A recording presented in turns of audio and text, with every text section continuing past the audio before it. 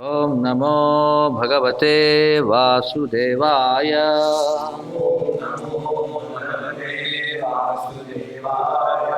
ओम नमो भगवते वासुदेवाय।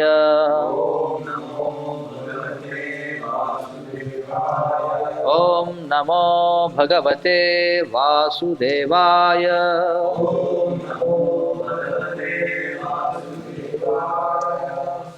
శ్రీమద్భాగవతం 3వ స్కందం 26వ అధ్యాయం 50వ శ్లోకం. ఏతాని అసంహత్య యదా మహతాధీని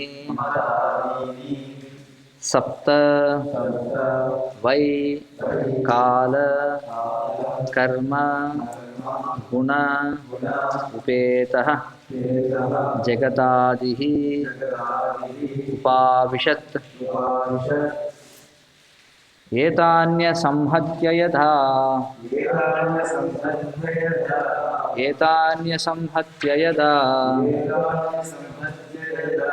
మహదాదీని సప్త వై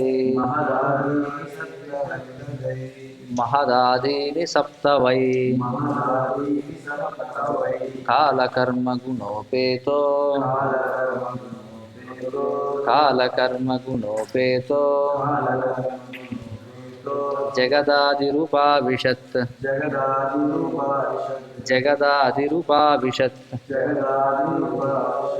ఏతాన్యసంహత్య యదా మహదాదీని సప్త వై కాలకర్మ గుణోపేతో జగదాదిరుపావిశత్.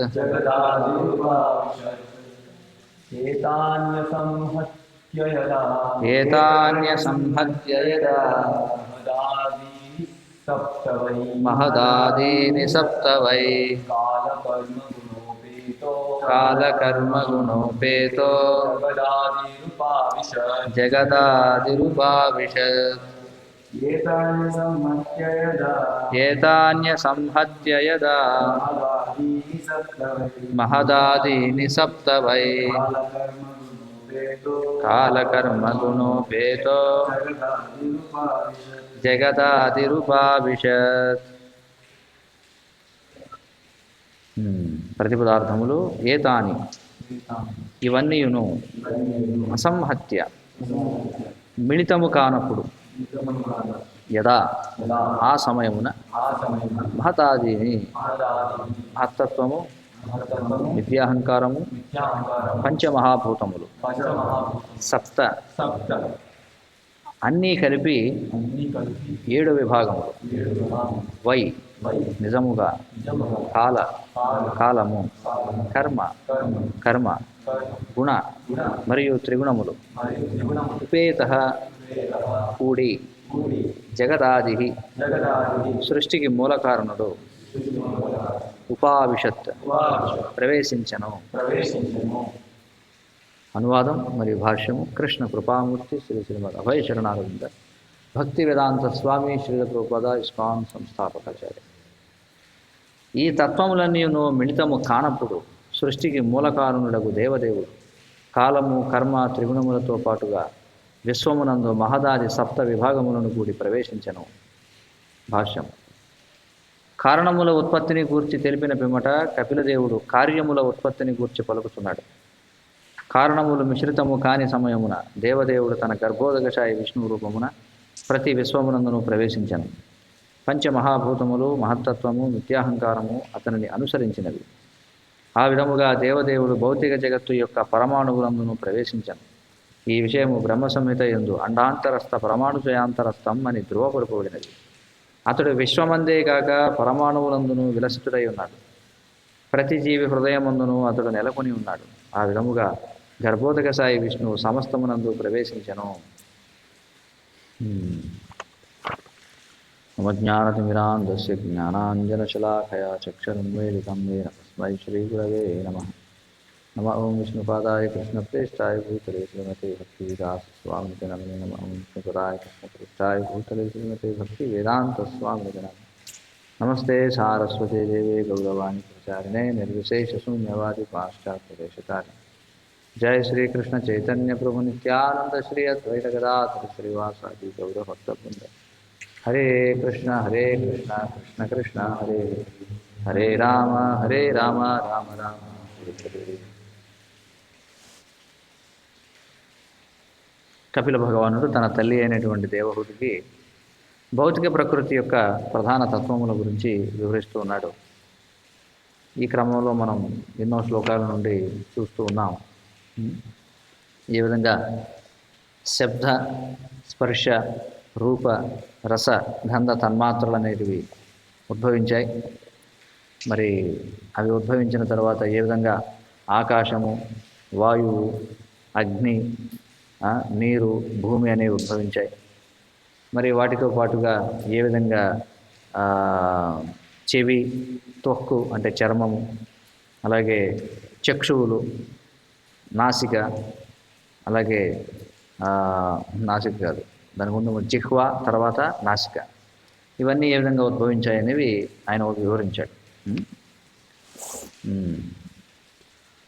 మరి ఈ భూమి యొక్క లక్షణాలు కూడా చెప్పబడింది. ఏమని చెప్పారంటే పరబ్రహ్మపు ప్రతిమలను రూపొందించుట. చూడండి ఎంత చక్కగా చెప్పారు. భూమి యొక్క వినియోగం ఏమిటో అంటే మనకి ప్రతి భూతము అంటే ప్రతి మూలకము కూడా ఉద్భవించిన తర్వాత దాని యొక్క క్రియలు ఏమిటి, వాటి యొక్క ఉపయోగాలు ఏమిటో చెప్పుకుంటూ వచ్చారు కదా. గంధము గురించి చెప్పినప్పుడు మరి గంధముతో పాటుగా మరి ఈ గంధం అనేది దేని నుంచి వచ్చింది? పుణ్యో గంధ పృథివ్యాంచ అని చెప్పన్నాడు. అంటే భూమి యొక్క ఆది అయిన సుగంధమును నేనే అన్నాడు కదా కృష్ణుడు. మరి గంధములు కూడా 6 రకాలుగా ఎలా ఉంటాయో వివరించాడు. వివరించిన తర్వాత ఏమన్నారంటే పరబ్రహ్మపు ప్రతిమలను రూపొందించుట ఎందు. చూడండి అంటే ఈ యొక్క పృథివీ భూమి యొక్క మొదటి వినియోగం ఏం చెప్పారు? పరబ్రహ్మపు ప్రతిమలను రూపొందించుట. చూడండి పరబ్రహ్మం అంటే ఎవరు? భగవానుడు. నివాస స్థానములను నిర్మించుట ఎందు. మరి గృహాలు నిర్మించాలంటే ఏం కావాలి? మట్టి. జలమును నింపుటకై కుండలను తయారు చేయుట ఎందు. నీళ్ళు నింపుకోవాలంటే కుండలు కావాలి. పృథ్వీ యొక్క గుణములను గాంచవచ్చును. మీరు అడగవచ్చు మరి ఇదేమిటంటే ఇప్పుడు మట్టి కుండలు వాడడం లేదు కదా. మట్టి కుండలు వాడకపోయినా మట్టి నుండి వచ్చినటువంటి ఖనిజములతో తయారైన కుండలే కదా వాడేది. అవునా? ఇత్తడి కుండలు వాడతాం, రాగి కుండలు వాడతాం, బంగారు కుండలు వాడతాం, వెండి కుండలు వాడతాం, ఇనుప కుండలు వాడతాం, స్టీల్, ప్లాస్టిక్ అది కూడా ఎక్కడి నుంచి వస్తుంది? భూమి నుంచే వస్తుంది కదా. కాబట్టి జలమును నింపుటకై కుండలను తయారు చేయుట యందు పృథ్వీ యొక్క గుణములను గాంచవచ్చును. అనగా పృథ్వీయే సమస్త తత్వములకు ఆశ్రయ స్థానమై ఉన్నది అని చెప్పంటారు. అన్నిటికీ ఆశ్రయం ఏమిటి? భూమి. ఎందుకంటే దీని యొక్క నేపథ్యం ఏమిటనే దాని గురించి నేను వివరిస్తూ ఉన్నాను. అందుకోసం ఈ శ్లోకం చూస్తున్నాం అనమాట. తర్వాత ఏం జరిగింది అనేది. ఎందుకంటే నేను కూడా మధ్యలో లేను కాబట్టి అసలు సంబంధం ఏమిటో తెలియడం కోసం. ఆ శబ్దము, ఆకాశము, వాయువు, అగ్ని, జలము వంటి వివిధ తత్వములను పృథ్వీ యందు అనుభూతం మనస్సు కనవచ్చును. అంటే భూమిలో మనకి 5 తన్మాత్రలు కనిపిస్తాయి. భూమి యందు శబ్దం ఉంది, భూమి యందు ఆకాశం ఉంది, భూమి యందు వాయువు ఉంది, భూమి యందు అగ్ని ఉంది, భూమి యందు జలము ఉంది. మరి పృథ్వీ దేవదేవుని వివిధ ప్రతిమా రూపములను తయారు చేయుననుచు ఇచ్చట దాని యొక్క విశేష లక్షణం ఒకటి పేర్కొనబడినది. మరి ముఖ్యంగా ఇప్పుడు మనం చూస్తున్నాం వినాయక చవితి లేదా రాబోతున్నాయి నవరాత్రులు రాబోతున్నాయి. ఏం చేస్తారు వాళ్ళు? మరి ప్రతిమలను తయారు చేసి వాటిని ఉపాసన చేసిన తర్వాత మళ్ళీ వాటిని నిమజ్జనం చేస్తుంటారు. దేవదేవుడు అసంఖ్యాక రూపములను కలిగి ఉన్నాడని కపిలదేవుని ఈ వాక్యము ధృవపరుచుతున్నది. ఆ రూపములు శాస్త్రమునందు వర్ణితమైనవి. పృథ్వీని మరియు దానికి సంబంధించిన రాయి, కలప, మణులను ఉపయోగించి దేవదేవుని రూపములను తయారు చేసుకునవచ్చును. శ్రీకృష్ణ భగవానుని రూపమును లేదా విష్ణు భగవానుని రూపమును మట్టితో తయారు చేసినప్పుడు అది ఏమాత్రము ఊహాత్మకమైనది కాదు. శాస్త్రముల యందు వివరించిన రీతిగానే పృథ్వీ భగవత్ రూపములను తయారు చేయను. కాబట్టి ఏ విధంగా తయారు చేస్తారంటే ఎవడిష్టం వచ్చినట్టుగా వాడు కాదు. ఈ రోజుల్లో మనం చూస్తున్నాం ఎవడి మానసిక కల్పన వాడు వాడుతుంటాడు. ముఖ్యంగా ఈ వినాయకుడి విషయంలో లేకపోతే దుర్గాదేవి విషయంలో మరీ పైత్యం ప్రకోపిస్తుంది అనమాట జనాన్ని. అంటే అశాస్త్రీయమైనటువంటి విధానాలు, ఏదో మోటార్ సైకిల్ నడుపుతున్నట్టు వినాయకుడు, లేకపోతే ఏదో క్రికెట్ ఆడుతున్నట్టు, లేకపోతే ఎవరో హీరోయిన్తో డ్యాన్స్ చేస్తున్నట్టు, లేకపోతే డెస్క్టాప్ మీద వర్క్ చేస్తున్నట్టు, లేకపోతే ఏదో గిటార్ వాయిస్తున్నట్టు, ఇంకా రకరకాలు ఉన్నాయన్నమాట. ఏదో కారులో వెళుతున్నట్టు, రేస్ బైక్ మీద వెళుతున్నట్టు, లేకపోతే ప్యాంటు షర్టు వేసి చూడండి, లేకపోతే వినాయకుడు ఒడిలో లక్ష్మీదేవిని పెట్టి, లేకపోతే పక్కన కృష్ణుడిని నిలబెట్టి కృష్ణుడి నెత్తి మీద అలా చేయబెట్టినట్టు చూడండి. రకరకాలు ఉన్నాయి. ఇవన్నీ కూడా శాస్త్రబద్ధం కాదు. ఇవన్నీ శ్రీకృష్ణ భగవానుని స్థానము, ఆధ్యాత్మిక జగత్తు వైవిధ్యము, ఆధ్యాత్మిక దేహముతో మురళని ఊదడి భగవత్ రూపము మొదలగు వాని వర్ణన బ్రహ్మ సంహిత ఎందుకు కలదు. ప్రతిరోజు మనం పాడుతున్నాం. వేణుం పణంతమ రవింద దళాయతాక్షం బరహావతం సమసితాంబుద సుందరాంగం కందర్పకోటికమనీయ విశేష శోభం గోవిందమాది పురుషం తమహం భజామి అన్నారు. కృష్ణుని యొక్క రూపం ఏదో ఊహాజనితమైనది కాదు. కొంతమంది మూర్ఖులు వాళ్ళు చెప్తూ ఉంటారు, ఇదంతా ఎవరికి నచ్చిన రూపాన్ని వాళ్ళు ఊహించుకోవచ్చు కదా, కాబట్టి మేము సాయిబాబా రూపాన్ని ఊహించుకుంటాం అని చెప్పంటారు కొంతమంది. వాళ్ళ ఉద్దేశం ఏంటంటే పరబ్రహ్మానికి రూపం లేదు, భగవంతుడు నిరాకారుడు కాబట్టి మరి ఆ నిరాకారమైన దాన్ని ఉపాసించడం చాలా క్లేశోధికతరస్తేషాం అవ్యక్తాసక్త చేతసాం, చాలా కష్టమైనటువంటిది కాబట్టి ఏదో ఒక రూపం కలిగి ఉండాలి కాబట్టి మాకు నచ్చినటువంటి రూపాన్ని మేము ఊహించుకుంటాం అని చాలామంది అనుకుంటారు. అది మూర్ఖత్వం, ఊహించుకోవడానికి ఏమీ లేదన్నమాట. ఆ విధముగా వాటిని యథాతథముగా వసగినప్పుడు పూజనీయము కాగలవు. మాయావాద తత్వం పలుకున్నట్లుగా అవి ఊహాత్మకమైనవి కావు. కాబట్టి ఆ శ్రీ విగ్రహాలు ఎప్పుడైతే వాటిని యథాతథంగా తయారు చేస్తామో శాస్త్ర వర్ణాలను బట్టి అప్పుడు మాత్రమే పూజనీయం అవుతాయి. కొన్ని మార్లు భావన అనేది పదమునకు ఊహాత్మకం అనుచు విపరీత అర్థము చెప్పబడుతుందను, కానీ అది సరైన అర్థము కాదు. వేదవాంగ్మయమున వసగబడిన వర్ణనకు వాస్తవ రూపమును సుబుట ఇనియే దాని భావము. అది భావన అంటే అదేదో ఊహించేది అని కాదు అర్థం. ఏమంటున్నారు, శాస్త్రాల్లో చెప్పబడినటువంటి వర్ణనకు వాస్తవ రూపాన్ని ఇవ్వడమే అని చెప్పంటున్నారు. కాబట్టి సమస్త జీవులకు మరియు వారి గుణములకు పృథ్వీయే చరమ మార్పు అయి ఉన్నది అన్నారు.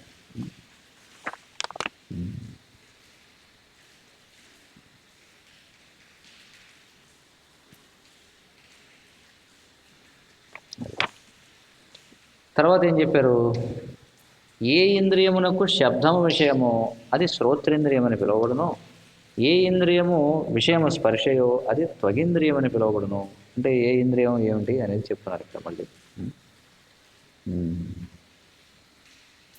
తర్వాత ఏమన్నారు, ఏ ఇంద్రియపు విషయము రూపమో అది నేత్రేంద్రియము, ఏ ఇంద్రియపు విషయము రసమో అది రసనేంద్రియము, చివరగా ఏ ఇంద్రియపు విషయము గంధమో భూమి యొక్క విశేష గుణము అది ఘ్రాణేంద్రియము అని చెప్పన్నారు. తర్వాత ఏమన్నారు, కారణము యొక్క విశేషములు దాని కార్యమునందు నెలకొని ఉండును కనుక పూర్వపు దాని లక్షణములు తరువాతి దాని యందు ద్యోతకమగుచుండును. అందువలననే సమస్త తత్వముల విశేషములు ఒక్క భూమి యందే నెలకొని ఉన్నవి అని చెప్పన్నారు. మొత్తం అన్నీ కూడా చివరికి భూమి యందు పరిసమాప్తం అవుతాయి.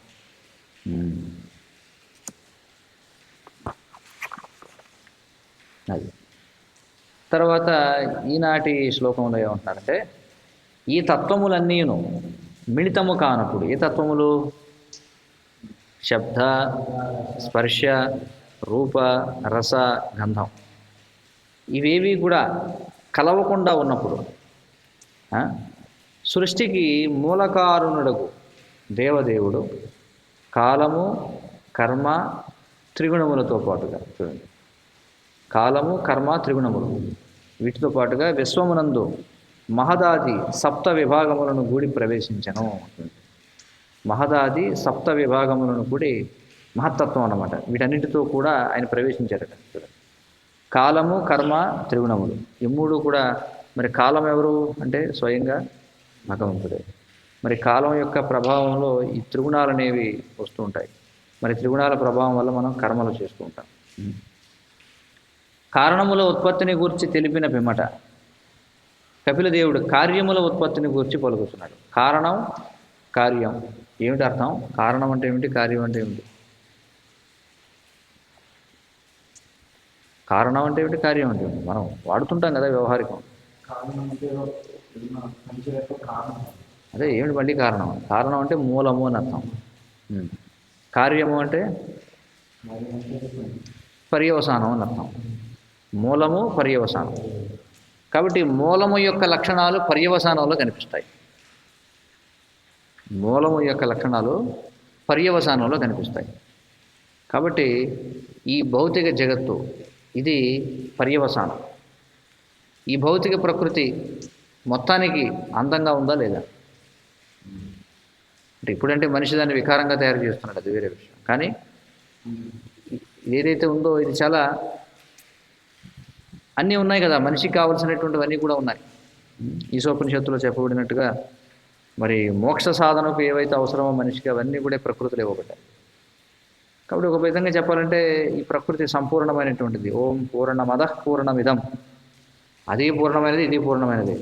అది ఇది ఏమిటది? అదంటే ఆ భగవంతుడు పూర్ణమైన వాడు కాబట్టి ఆ భగవంతుడి నుంచి వచ్చినటువంటి ఇది అంటే ఈ యొక్క భౌతిక జగత్తు ఇది కూడా పూర్ణమైనది. కాబట్టి ఈ సృష్టిని చూసి మనం అర్థం చేసుకోవచ్చు భగవంతుడు ఎంత సుందరమైనటువంటి వాడు. ఎందుకంటే ఈ ప్రకృతి ఎంత సుందరంగా ఉందంటే ఖచ్చితంగా మరి దానిని రూపొందించినటువంటి వాడు ఎంత సుందరుడై ఉండాలి కదా. ఏదైనా సరే ఒక సుందరమైనటువంటి ఒక వస్తువుని చూడగానే దానిని రూపొందించినటువంటి వాడి యొక్క మనఃస్థితి లేకపోతే వాడి యొక్క చైతన్యాన్ని మనం అర్థం చేసుకోవచ్చు. అంతే కదా. ఎక్కడైతే అంత మురికిగా ఉందనుకోండి, మురికిగా ఉంటే దాన్ని బట్టి అక్కడ నిర్వాహకుడు ఎలా ఉన్నాడో చెప్పేయచ్చు. వాడు కూడా మురికి చైతన్యంతో ఉన్నాడు, అంతే కదా. అలాగే మనం ఒక చక్కటి వంట ఎవరైనా తయారు చేశారన్నమాట, చాలా చక్కటి రుచికరమైనటువంటి పదార్థం, దాన్ని బట్టి దాన్ని తయారు చేసిన వాడి యొక్క మనస్థితి ఏంటో అర్థమైపోయింది. అలాగే ఉప్పు ఎక్కువైపోయింది, మాడిపోయింది, లేకపోతే చిమిడిపోయింది, లేకపోతే ఇలాంటివి ఏమన్నా కనిపిస్తున్నాయి అనుకోండి, అప్పుడు మనకు కనిపించవచ్చు ఏదో కొంచెం పాళ్ళు అటు ఇటుగా ఉన్నాయి, అంటే పూర్తిగా సరిగా లేదన్నమాట పరిస్థితి. కాబట్టి కారణముల ఉత్పత్తిని గురించి మొట్టమొదట చెప్పాడు. అసలు కారణాలు ఏమిటి, ఈ మూలకాలన్నీ ఎలా వచ్చాయి. తర్వాత కార్యముల ఉత్పత్తి గురించి కూడా చెబుతున్నాడట. కారణములు మిశ్రితము కాని సమయమున, అంటే ఇవన్నీ ఇవే కదా. ఇప్పుడు కృష్ణుడు ఏమని అంటున్నాడు, భూమిరాపు నలో వాయు కమనో బుద్ధిరేవచ అహంకారైతే ఎమ్మే భిన్న ప్రకృతి రస్తదా. నా యొక్క ప్రకృతి 8 రకాలుగా ఉంది అని అంటున్నాడు. అంటే 8 కూడి ప్రకృతి ఉంది అని చెప్పి అంటున్నాడు. మరి ఇవన్నీ కలిస్తేనే కదా ఏదైనా తయారయ్యేది. ఈ గోచర జగత్తు ఏదైతే ఉందో, దృశ్యమాన జగత్తు, ఇందులో మనకు కనిపించే ప్రతీది కూడా ఏమిటంటే ఈ 8 రకాల పదార్థాల యొక్క సమ్మేళనమే. కానీ ఈ సమ్మేళనం ఎలా జరిగింది, దీనికి ఒక ఉదాహరణ మనం చెప్పుకోవచ్చు. వంటగదిలోకి వెళ్ళాం, వంట చేయడానికి ఏం కావాలి చెప్పండి? పాత్రలు కావాలి, నీరు కావాలి, కడగాలి కదా పాత్రలు, అలాగే అగ్ని కావాలి. అగ్ని ఉంది, కర్రలు ఉన్నాయి, పొయ్యి ఉంది, అలాగే కావలసినటువంటి పదార్థాలు ఉన్నాయి, బియ్యం ఉన్నాయి, ఆకుకూరలు ఉన్నాయి, లేకపోతే కూరగాయలు ఉన్నాయి, పప్పు దినుసులు ఉన్నాయి, సంభారాలన్నీ కూడా ఉన్నాయి. ఇవన్నీ ఉన్నాయి, వాటంతటా అవే కలిసిపోయి వంట జరుగుతుందా? మరి ఏం కావాలి? ఎవరో ఒక వ్యక్తి ఉండాలి కదా, చోదకుడు ఉండాలి కదా. చోదకుడు అంటే ఏమిటి? వీటన్నిటినీ అన్నీ అలాగే ఉన్నాయి, అన్ని పదార్థాలు కూడా ఉన్నాయి, కానీ దాన్ని వ్యక్తం చేయాలి. ఇప్పుడు కిచిడీ చేయాలి, కిచిడీ వండాలంటే అందులో అనేక రకాల బియ్యం కావాలి, పప్పు కావాలి, కూరగాయలు కావాలి, నీరు కావాలి, ఇవన్నీ కావాలి. వంటగదిలోకి వెళ్ళగానే మనకి కిచిడీ కనిపిస్తుంది, అక్కడ కనిపించదు. కనిపించాలంటే ఏం చేయాలి? దానికి కొంత ప్రయత్నం చేయాలి. ఎప్పుడైతే ప్రయత్నం చేస్తామో అప్పుడు అవన్నీ ఒకదాని తర్వాత ఒకటి వ్యక్తం అవుతూ ఉంటాయి అన్నమాట. అర్థం కదా. ఇక్కడికి వచ్చినప్పుడు అంతా కూడా మైదానం, ఏముంది ఇక్కడ? ఏం లేదు. మరి ఎలా వ్యక్తమయ్యాయి ఇవన్నీ అంటే ఒక ప్రయత్నం అనేది జరిగింది. కానీ ప్రయత్నం చేయాలంటే అవన్నింటినీ కలిపేటువంటి ఒకడు ఉండాలా లేదా? కానీ ఈ వైజ్ఞానికులు ఎవరైతే ఉన్నారో వాళ్ళు మూర్ఖంగా ఏమంటారంటే దీన్ని కలిపేవాడు ఎవడో లేడంటారు. చూడండి, ఇది వారి యొక్క మూర్ఖత్వానికి పరాకాష్ట. మరి ఎలా కలిసిపోయండి వాటంతటా అవే అంటే ఏదో విస్ఫోటనం జరిగిందంట. ఆ, విస్ఫోటనం జరిగితే ఇది ఎలా ఉందంటే మొత్తం వంటగదిలోకి వెళ్ళి గ్యాస్ సిలిండర్ పేల్చితే కిచిడి తయారవుతుందా? తయారవుతా కిచిడి? కానీ సైంటిస్ట్ చెప్పేది అలాగే ఉంది. వాడు ఏమంటాడు, అన్నీ ఉన్నాయి పదార్థాలు కానీ ఏదో పేలింది, విస్ఫోటనం, పెను విస్ఫోటన సిద్ధాంతం, బిగ్ బ్యాంగ్ థియరీ అని వాడు చెప్పేది అలాగే ఉంది. మరి దాన్ని మనము అని గుర్రెలాగా తలుపుకుంటా మనం పాఠ్య పుస్తకాల్లో చదివేశాం, కరెంట్ పోతుంది. అర్థమవుతుంది కదా. పాఠ్య పుస్తకాల్లో మరి ఎప్పుడైతే దాని గురించి చెప్పినప్పుడు మనం దీని గురించి ఆలోచించామా? ఎవరు ఆలోచించలేదు. ఎవరు ప్రశ్నించారా దాని గురించి? వాటంతటా అదే ఎలా పెరుగుతుందండి అని ఎవరిని అడిగాడా? ఎవడ అదే బట్టి పట్టాం, అదే రాశాం, అలాగే ఉన్నాం పరిస్థితి. కానీ ఇక్కడ విషయం ఏమిటంటే, కారణములు మిశ్రితము కాని సమయమున దేవదేవుడు తన గర్భోదక సాయి విష్ణు రూపమున ప్రతి విశ్వమునందు ప్రవేశించను.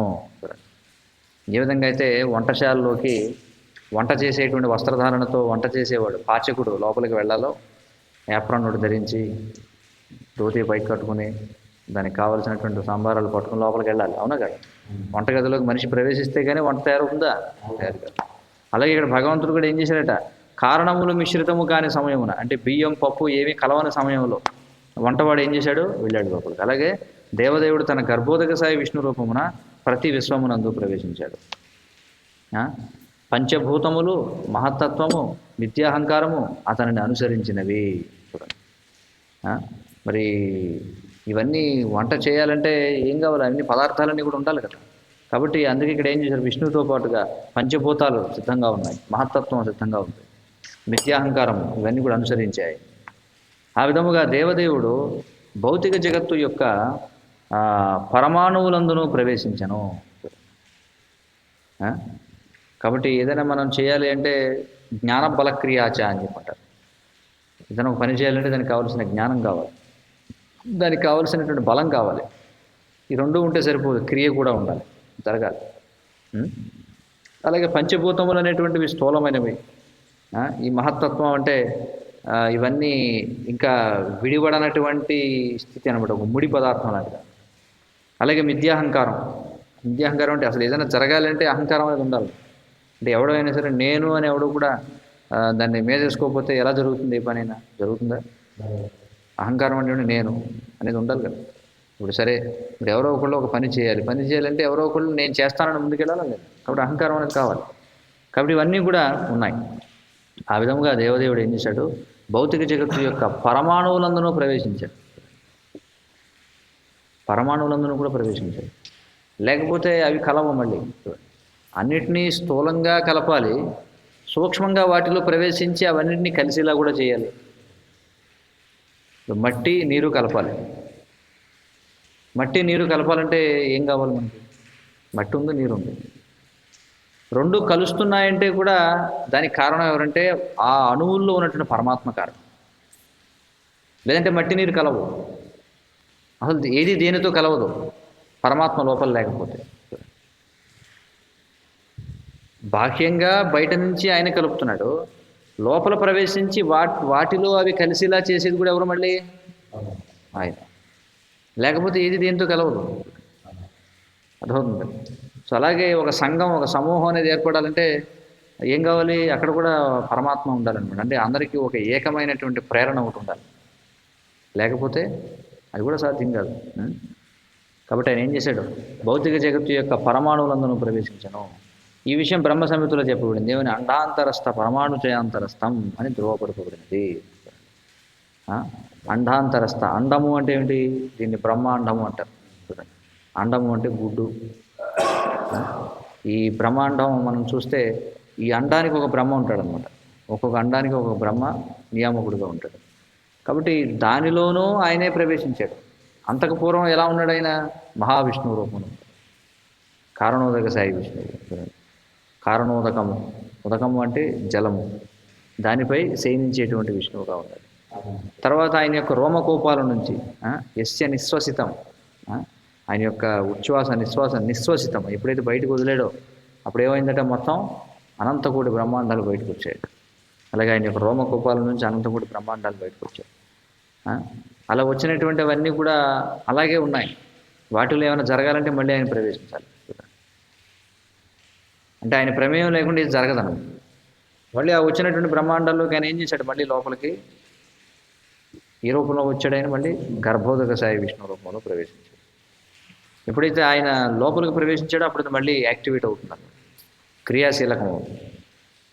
ఆయన లోపలికి వెళ్ళి ప్రవేశించి ఇదంతా ఖాళీగా ఉందని చెప్పి ఆయన ఏం చేస్తాడు, మళ్ళీ ఆయన యొక్క దివ్యమైనటువంటి శరీరం నుండి జలాన్ని ఊరిలా చేస్తాడు.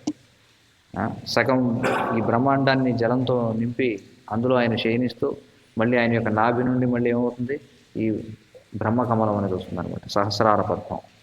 దాని నుండి బ్రహ్మదేవుడు వస్తాడు. సరే, ఇదంతా బాగానే ఉంది. మళ్ళీ పదార్థాలు అన్నీ సిద్ధంగా ఉన్నాయి. మళ్ళీ ఈ పదార్థాలు ఒకదానితోటి కలవాలంటే మళ్ళీ ఆయన క్షీరోదక సాయి విష్ణు రూపంలో ప్రవేశించాలి. ప్రతి అణువులోకి ఆయన ప్రవేశించాలన్నమాట. అతడు విశ్వమందే కాక పరమాణువులందునూ విలసితుడై ఉన్నాడు. ప్రతి జీవి హృదయమునందునూ అతడు నెలకొని ఉన్నాడు. మరి ఇది ఎలా అర్థం చేసుకోవాలి, ప్రతి జీవి హృదయంలో ఆయన నెలకొని ఉన్నాడని? ఆత్మరూపంలో అంటే ఆత్మ పరమాత్మ ఒకటేనా? ఆత్మ అంటే ఏమిటి, పరమాత్మ అంటే ఏమిటి? సో ఆత్మ అంటే పరమాత్మ రెండు ఒకటే, ఒకటే. ఓకే, ఆత్మ పరమాత్మ ఒకటి కాదు. ఆత్మ వేరు, పరమాత్మ వేరు. లేకపోతే రెండు శబ్దాలు ఎందుకున్నాయి? ఆత్మ అన్నారు, పరమాత్మ అన్నారు. పరమ అనే శబ్దాన్ని ఎందుకు వాడారు? అనంతం. పరమ అంటే ఎక్కడైనా సరే పరమ అనే శబ్దాన్ని ఒక విశేషణాన్ని సూచించడానికి వాడతాం. అర్థవుతుంది కదా? పరమ అనేది ఏమిటంటే ఉత్కృష్టమైనటువంటిది, ఉన్నతమైన దాన్ని సూచించడానికి వాడతాం. కాబట్టి ఆయన కూడా ఆత్మే, కానీ ఆయన పరమాత్మ. అంటే మనల్ని జీవాత్మ అంటారు, భగవంతుని పరమాత్మ అంటారు. కారణం ఏమిటి? జీవాత్మకి పరమాత్మకి భేదం ఏమిటి అంటే మనం ఈ భౌతిక ప్రకృతి యొక్క ప్రభావానికి గురవుతాం. మనం త్రిగుణాల చేత ప్రభావితం అవుతాం. కానీ ఆయన కూడా ఇందులో ఉంటాడు, కానీ ఆయన త్రిగుణాల చేత ప్రభావితం కాడు. ఆయన భౌతిక ప్రకృతి చేత ప్రభావితం కాడు. ఈ భౌతిక ప్రకృతిని ఆయన నడిపిస్తూ ఉంటాడు అన్నమాట. ఆయన చేత ఈ యొక్క భౌతిక ప్రకృతి నడిపించబడుతూ ఉంటుంది, భౌతిక ప్రకృతి మనల్ని నడిపిస్తుంది. ఇక్కడ పరమాత్మ అంటే ఎవరు అంటే భగవంతుని యొక్క విస్తరణ అన్నమాట. ప్రతిదీ కూడా ఆయన యొక్క ప్రమేయం చేతనే నడుస్తుంది. ఉదాహరణకి మన శరీరం మనం చూసినట్లయితే ఎవరైనా కొద్దిగా ఇంగిత జ్ఞానం అనేది ఉంటే మనకు అర్థమైపోతుంది ఎలా ఏ ప్రక్రియ కూడా అసలు ఆయన యొక్క ప్రమేయం లేకుండా ఏది కూడా నడవదు. ఉదాహరణకి మనం శ్వాస తీసుకుంటున్నామా లేదా? శ్వాస మరి మనం ప్రతిక్షణం గుర్తుపెట్టుకుని శ్వాస తీసుకుంటున్నామా? తనంతట తానుగా జరుగుతుందా లేదా? తనంతట తానుగా జరగడం అంటే ఎవరో ఒకరు చేయించకపోతే ఎలా నడుస్తుంది? మనమే ప్రతిక్షణం గుర్తుంచుకునే శ్వాస తీసుకోవడం. కానీ అది నడుస్తుందంటే ఎవరో ఒకరు దాన్ని నియంత్రించాలి. నియంత్రించేవాడు ఎవడు అంటే పరమాత్మ. అలాగే మన యొక్క గుండె కొట్టుకుంటూ ఉంది ప్రతిక్షణం. ఎలా కొట్టుకుంటుంది గుండె? మనం ఏమన్నా మాటికి పిసుకుంటున్నాం దాంట్లో పంపింగ్ చేసుకున్నట్టుగా. చూడండి, పూర్వం వాచీలకి కీ ఉండేది అనమాట. అది పనిచేయాలంటే రోజు ఉదయాన్నే ముందు కీ ఇస్తే అది 24 గంటలు పనిచేస్తుంది. మళ్ళీ ఉదయాన్నే మళ్ళీ కీ ఇవ్వాలి, ఇవ్వకపోతే ఆగిపోతుంది. సో అలా మనం ఏమన్నా ఒక ప్రక్రియలాగా ముందు కాసేపు బాగా పంపింగ్ చేసి దాన్ని రోజు అలా పెట్టుకుంటే అది మెల్లగా రోజంతా నడుస్తుంది. మళ్ళీ ఉదయాన్నే లేచి పంపింగ్ అలా ఏమైనా ఉందా? లేదు. ఎలా నడుస్తుంది మరి? తనంతట తానే నడుస్తుంది అంటాం. ఇప్పుడే సహజము అని అంటాం కదా తెలుగులో. మనం సంస్కృత భాషలో సహజము అని అంటాం. సహజం అంటే తనంతట తానే జరుగుతుందని అర్థం కాదు వాస్తవానికి. అర్థమవుతుంది కదా? సహజం అంటే అందరూ ఏమనుకుంటారంటే దాని అంతటా అదే జరిగిపోతుంది. అలా కాదు. సహజము అంటే ఏమిటి? స అంటే కూడా, జ అంటే పుట్టినది అని. అంటే దానితో పాటుగా ఇంకోటి ఏదో ఉంది పని చేయించి. సహజ అంటే స అంటే కూడా, సహ అంటే కూడా అని, జ అంటే జన్మించినది. అంటే దీనితో పాటుగా ఇంకోటి ఏదో ఉంది నడిపించేది. అంతేగాని ఏది తనంతట తానుగా నడిచిపోవటం కాదు. ఎవరు దానికి అంటే ఇక్కడ చెప్పినట్టుగా పరమాత్మ నడిపిస్తున్నాడు. అలాగే మనం ఆహారాన్ని స్వీకరిస్తున్నాం. మనం చక్కగా ఆహారం స్వీకరించి గుర్రు పెట్టి నిద్రపోతాం, కడుపు నిండా శుభ్రం తినేసి. ఎలా జీర్ణం అవుతుంది మరి అది? మనం ఏమైనా జీర్ణం చేసుకుంటాం అంటే ప్రతి ఒక్కరు కూడా ఆహారం తీసుకున్నాక కాసేపు ధ్యాన ముద్రలో కూర్చొని ఆహారం ఎలా వెళుతుంది, లోపలికి వెళుతుందా లేదా, లోపలికి వెళ్ళిన తర్వాత దాన్ని బాగా దృష్టి బాగా తీక్షణంగా కేంద్రీకరించి బాగా అగ్ని రగిలించి దాన్ని జీర్ణం చేసుకుని అంతా అప్పుడు మనం విశ్రాంతి తీసుకుంటున్నాం లేదు. ఎలా జరుగుతుంది అది? కృష్ణుడు చెప్తున్నాడు భగవద్గీతలో, అహం వైశ్వానరో భూత్వా ప్రాణినాం దేహమాశ్రిత. నేను వైశ్వానరుడు అనేటువంటి అగ్నిరూపంలో ప్రాణుల యొక్క దేహములను ఆశ్రయించి పచామ్యన్నం చతుర్విధం, 4 విధములైనటువంటి ఆహారములను నేను పచామి అంటే నేను తింటున్నానని చెప్పుకుంటున్నాడు. వాస్తవానికి జీర్ణం కావడం అంటే అర్థం ఏమిటంటే, జీర్ణం అవడం అంటే కృష్ణుడు దాన్ని తింటున్నాడు అనమాట. చూడండి, పచామి అంటే ఏమిటి అర్థం? తింటాను నేనే అని చెప్పుకుంటున్నాడు. అంటే లోపల వైశ్వానరుడు రూపంలో కృష్ణుడు తింటేనే మనకు అరుగుతుంది. మనకి అరగడం అంటే ఏమిటంటే అర్థం అంటే మనం వాస్తవానికి మనకు ఊరికే అనుభవం కలుగుతుంది. ఓహో సంతృప్తి, నేను బాగా తిన్నాను అనే సంతృప్తి. కానీ వాస్తవానికి అది తినేది ఎవరు అంటే భగవంతుడు, కృష్ణుడు దాన్ని తింటున్నాడు. అందుకే శాస్త్రాల్లో మరొక విధంగా కూడా చెప్పబడింది, భగవంతుడు యజ్ఞంలో ఏం చేస్తాడు అంటే అగ్ని ద్వారా ఆయన స్వీకరిస్తాడు అని చెప్పుకున్నారు. అగ్ని భగవంతుని జిహ్వగా చెప్పబడింది. 7 జిహ్వలు అంటే 7 రకాల అగ్నులు ఉన్నాయని చెప్పారు శాస్త్రాలు. కాబట్టి ఎప్పుడైతే యజ్ఞం చేసినప్పుడు ఆ ప్రజ్వరిల్లేటువంటి అగ్ని ఏదైతే ఉందో ఆ అగ్ని భగవంతుని యొక్క నాలుకగా చెప్పబడింది అన్నమాట.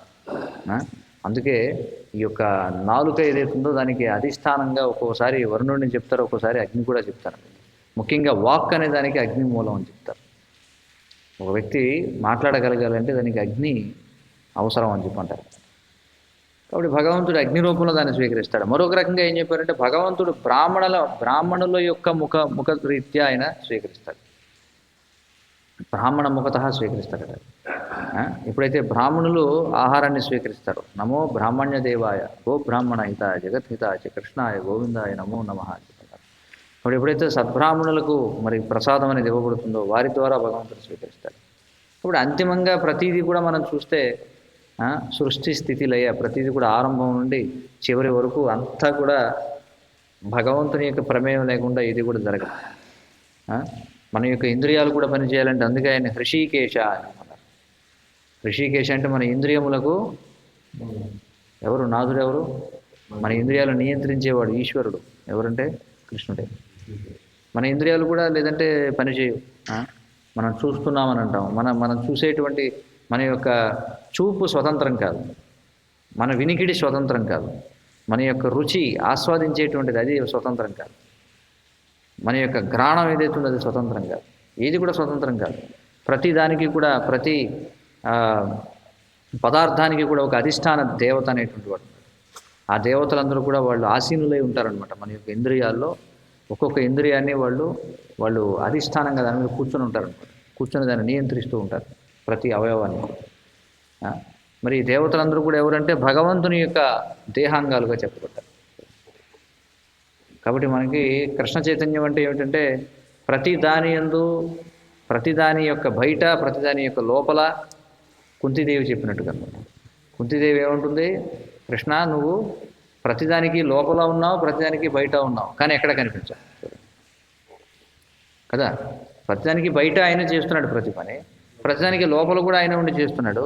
కానీ లోపల ఉన్నాడు, బయట ఉన్నాడు, కానీ ఎక్కడ కనిపిస్తున్నాడా? లేదు. ఎందుకని? యోగమాయ అనేటువంటి మాయా జమనికాచ్ఛన్నం, యోగమాయ చేత ఆవరించబడి ఎవరు కూడా దాన్ని చేయలేరన్నమాట. చూడండి, అర్థమవుతుంది. కాబట్టి మరి దీనికి ఏం కావాలి అంటే దీనికి కృష్ణ చైతన్యం అనేది అవసరం. కృష్ణ చైతన్యం అనేది ఉంటేనే మనకి ఇవన్నీ కూడా చూడగలుగుతాం అన్నమాట. చూడండి, అన్నీ యథార్థంగా అన్నీ ఉన్నాయి, కానీ మనకి ఆ సరైనటువంటి దృష్టి కావాలన్నమాట. అందుకే మనం ప్రార్థిస్తాం, ఓం అజ్ఞాన తిమిరాంధస్య జ్ఞానాంజన శలాకయ అని చెప్పండి. మనకి మరి అన్నీ ఉన్నాయి, కానీ ఉన్నవి ఉన్నట్టుగానే మనం చూడలేకపోతున్నాం, యథాతథంగా మనం చూడలేకపోతున్నాం. దానికి మనకి ఆధ్యాత్మిక గురువు యొక్క కృప అవసరం. అప్పుడు ఏమవుతుంది? ఏమీ మార్పే ఉండదు, అదే పనులు, అవే పదార్థాలు అన్నీ చేస్తున్నాం, కానీ మన చైతన్యం మారుతుంది. మరి మన చైతన్యం ఎలా మారుతుంది అంటే శ్రవణం ద్వారా మారుతుంది. ఇప్పుడైతే ఆధ్యాత్మిక గురువు నుండి మనం వింటామో అప్పుడు శ్రీల ప్రభుపాదుల వారి యొక్క భాష్యాన్ని మనం చూస్తే అప్పుడు ప్రతీది కూడా మనకి అర్థమవుతుంది అన్నమాట. కాబట్టి శృతేక్షణ పద అని చెప్పన్నారు. ఇది ఎలా చూడాలి అంటే చెవితో చూడాలని చెప్పారు. కళ్ళతో చూస్తే మనకేం కనిపించదు. ఆ విధముగా గర్భోదక సాయి విష్ణువు సమస్తమునందు ప్రవేశించను. గర్భోదక సాయి ఏం చేస్తాడు? ఇలా ప్రతీది కూడా ఆయన ప్రవేశించకుండా అందుకే మనకి వైదిక సాంప్రదాయంలో ప్రతిదీ ఏం చేయాలన్నా సరే, ఏదైనా సరే ఎప్పుడు సంస్కరించబడుతుంది? ఏదైనా సంస్కరింపబడాలి అంటే, ఇప్పుడు జడ పదార్థం సంస్కరింపబడాలంటే దాన్ని ఆత్మ సంబంధంగా కలిపితేనే అప్పుడు అది సంస్కరింపబడుతుంది. ఉదాహరణకి శవం ఉంది, కళేబరం అన్నాం. ఈ శరీరం ఏమిటది? కళేబరం, అవునా కదా? మరి ఎప్పుడైతే ఎంతవరకు ఇది శుభప్రదమైనది ఈ శరీరం? ఆత్మ అనేది ఉన్నంత వరకు. ఆత్మ మరి ఒక శరీరంలో ఉండడం లేకపోవడం అనేది ఎవరు నిర్ణయిస్తారు? పరమాత్మ నిర్ణయిస్తారు. అంటే పరమాత్మ ఉన్నంత వరకే ఈ శరీరం శుభప్రదమైనటువంటిది. దేహమే దేవాలయం అంటారు కదా. ఈ దేహం అనేది దేవాలయంగా ఉంటుంది ఎప్పటి వరకు? పరమాత్మ ఇందులో ఉన్నంత వరకు. ఎప్పుడైతే పరమాత్మ ఈ శరీరం నుండి ఆత్మను తీసుకెళ్ళిపోతాడు, ఇప్పుడు వెంటనే ఇది ఏమవుతుంది? ఈ శవం అనేది శవం అయిపోతుంది. శవము ఏమిటి తేడా? శవము అంటే మంగళప్రదమైనది, శవము అంటే అమంగళప్రదమైనది. ఈ శవమైనదిలో శవం అయిపోతుంది. అందుకే దీనికి మళ్ళీ ఇప్పుడు ఏం చేస్తారు? అంత్యేష్టి చేస్తారు. అదొక సంస్కారం అన్నమాట. ఈ శరీరం అనేది మరి ఇది ఆత్మ ఉన్నంత వరకు చక్కగా దీన్ని ఇంట్లో పెట్టుకుంటాం, అన్నీ చేస్తాం. ఎప్పుడైతే ఇంకోటి చస్తాడని తెలియగానే బయట పెట్టేస్తారు తీసుకెళ్ళి. ఎందుకంటే మొత్తం ఇంకా శవం అనేది ఇంట్లో ఉంటే ఇల్లంతా కూడా మలినమైపోతుంది. కాబట్టి మనం వ్యవహార రీత్యా చెప్తాం ఏంటంటే ఆత్మ ఉండడం వల్ల శరీరం పనిచేస్తుందని. కానీ వాస్తవానికి ఆత్మ ఉండాలి అంటే ఈ ఆత్మకు ఆత్మ ఎవరు అంటే పరమాత్మ లేకపోతే ఏం జరగదు. కాబట్టి ఏ విధంగా అయితే పరమాత్మ ఈ శరీరంలో ప్రవేశించాడు, ఈ శరీరం పనిచేస్తుంది. కానీ ఈ శరీరం మళ్ళీ మనం చూస్తే అనేకమైనటువంటి అణువులతో తయారై ఉంది. మళ్ళీ ప్రతి అణువు లోపల కూడా ఎవరున్నారు? మళ్ళీ పరమాత్మ. ఆ పరమాత్మ అనేది ఉండడం వల్లనే ఏదైనా సరే కలవడం కానీ, ఏదైనా సరే ఆకర్షింపబడడం కానీ, ఏదైనా సరే కలిసి ఉండడం కానీ ఎలా జరుగుతుందంటే మధ్యలో పరమాత్మ లేకపోతే ఇది జరగదు. మనకి ఉదాహరణకి కేంద్రకం అని చెప్పంటారు, న్యూక్లియస్ అని చెప్పంటారు. సైంటిస్టులు కూడా, ఈ వైజ్ఞానికులు ఏం చెప్తారంటే ఈ పరమాణువులు ఉన్నాయి అంటే అణువులు అనేవి పరమాణువుల కలయికతో అణువులు తయారవుతాయి. ఈ పరమాణువు లోపల మనం చూస్తే అండాంతరస్థ పరమాణుచయ అంతరస్థం, లోపల ఏదైతే న్యూక్లియస్ అని చెప్పి వీళ్ళు అంటున్నారో అది వాస్తవానికి ఏంటంటే కేంద్రకం. అక్కడ పరమాత్మ ఉంటాడు అన్నమాట.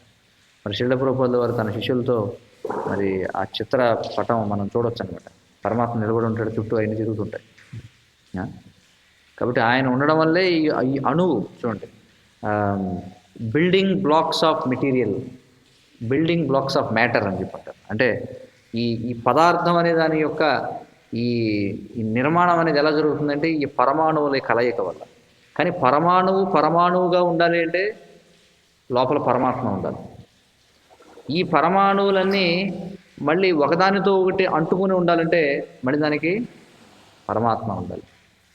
దానికి గురుత్వాకర్షణ అనుకుంటారు, సంకర్షణుడు. చూడండి, ఈ సంకర్షణుడు చేసే కార్యం ఏమిటంటే ఈ జగత్తులో ఉన్న ప్రతీది కూడా ఒకదానికొకటి ఒడిసిపెట్టి ఉండేలా చేస్తాడు. అలా ఇవన్నీ కలిసి పదార్థాలు తయారవుతాయి. మళ్ళీ ఇవి తయారైనటువంటి వస్తువు ఇప్పుడు ఇది ఉంది, ఈ బల్ల భూమి మీద ఉండాలి అంటే దానికి ఏం కావాలి? గురుత్వాకర్షణ శక్తి ఉండాలి.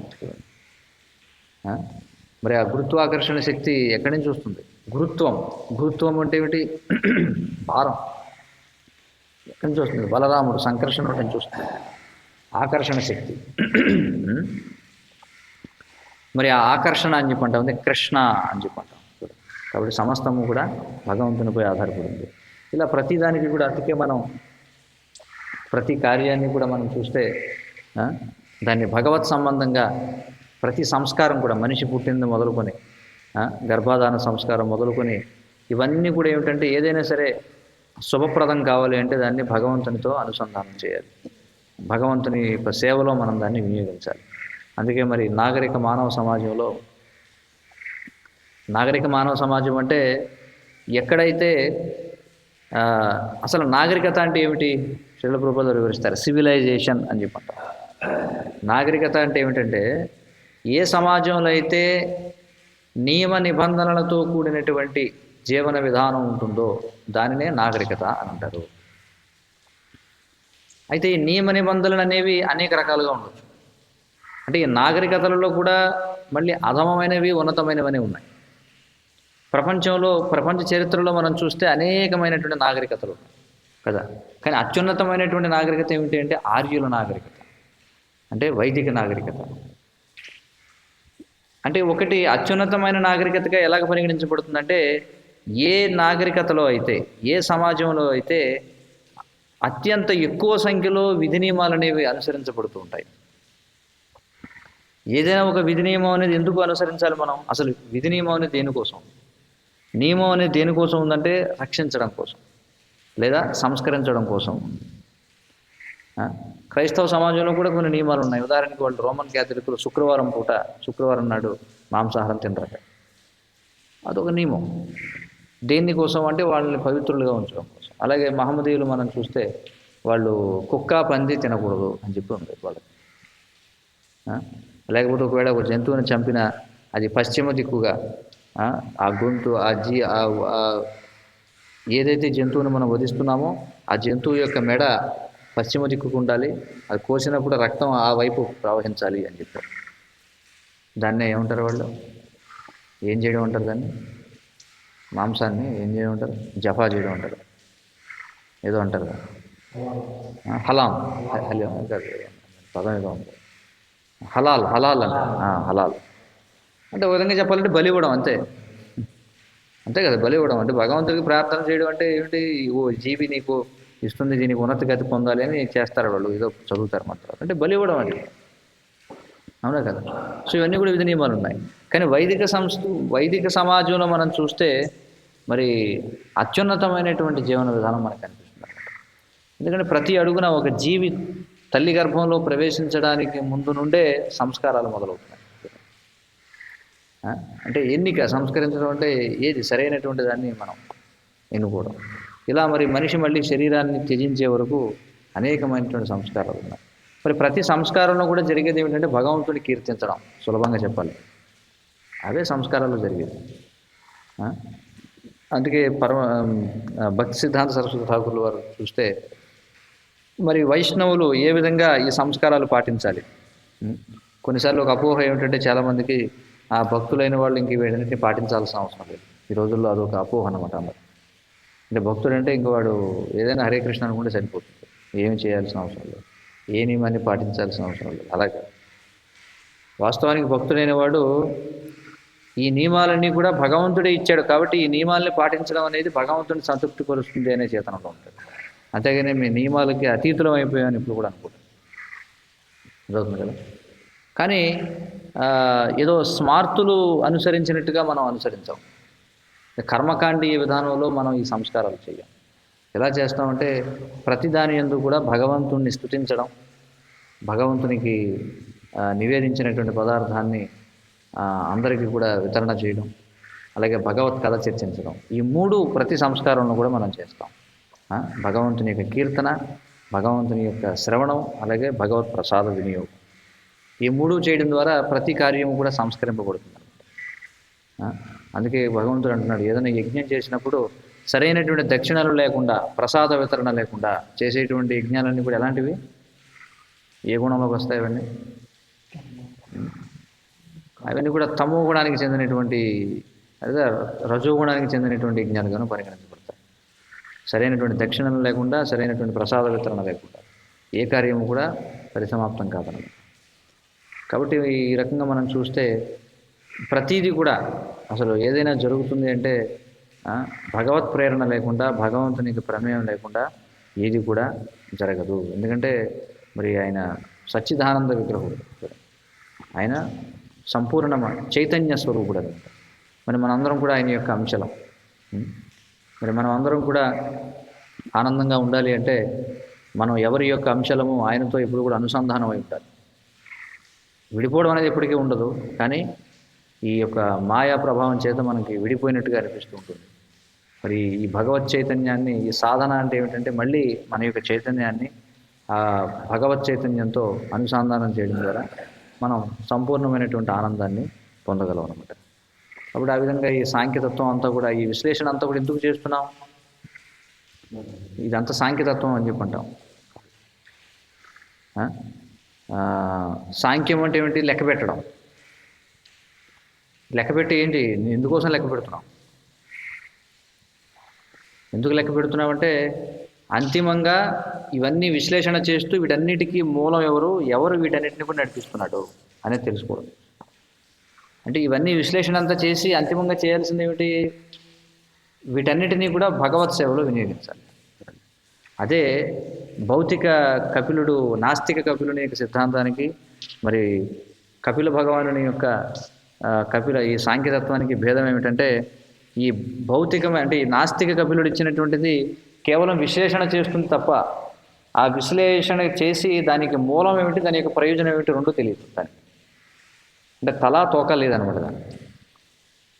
అంటే దీనికి కారణం ఎవరు, దీనికి ప్రయోజనం ఏమిటి, వాళ్ళ కారణం గురించి తెలియదు, ప్రయోజనం గురించి తెలియదు, ఊరికే విశ్లేషణ చేస్తారు అంతే కదా. సైంటిస్టులు ఏం చేస్తారు? విశ్లేషణ చేస్తారు. ఇది అందులోంచి వచ్చింది, అది ఇందులోంచి వచ్చింది, ఇది అందులోంచి వచ్చింది. సరే, వీటన్నిటికీ మూలం ఏమిటంటే తెలియదు. సరే, ఇవన్నీ ఎందుకున్నా వీటి ప్రయోజనం ఏమిటంటే తెలియదు. కానీ భగవంతుడైనటువంటి కపిలుడు ఇచ్చిన దానికి ఈ సాంఖ్యం ఎందుకోసం అంటే, దీని కారణము దీని యొక్క ప్రయోజనం రెండూ తెలుసుకోవడం. కారణం ఏమిటో తెలిస్తే అప్పుడు ఈ విశ్లేషణ అంతా తెలుస్తుంది. ముఖ్యమైనది ఏమిటంటే విశ్లేషణ కాదు, కారణం ఏమిటి, దీన్ని అంతిమంగా దేనికోసం ఉపయోగించాలి, ప్రయోజనం ఏమిటి, అదొకటి. కాబట్టి దానికోసం మనకి ఇవన్నీ కూడా చెప్పబడుతున్నాయి అన్నమాట. హరే కృష్ణ. ఏమైనా ప్రశ్నలు, సూచనలు ఉంటే